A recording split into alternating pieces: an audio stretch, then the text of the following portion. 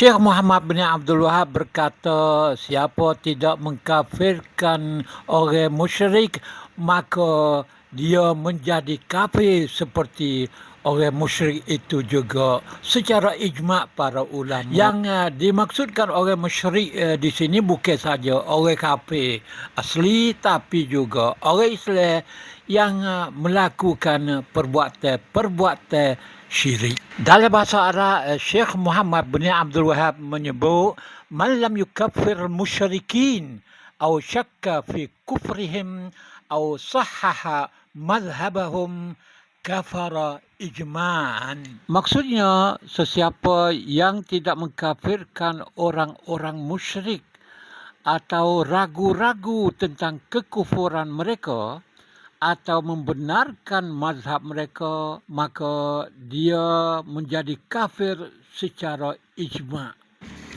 Pandangan Syekh Muhammad bin Abdul Wahab ini adalah berbeza dengan pandangan ulama di kalangan ahli sunnah wal jamaah, kerana ulama di kalangan ahli sunnah wal jamaah menganggap orang kafir itu orang bukan Islam, di kalangan orang Yahudi, orang Kristian, orang Hindu, orang Buddha dan lain-lain lagi. Tapi Syekh Muhammad Abdul Wahab ni dia tambah lagi, dia memperluas lagi maksud kafir itu mencakupi orang Islam yang melakukan perbuatan-perbuatan yang dianggap syirik. Sama ada syirik besar ataupun syirik kecil.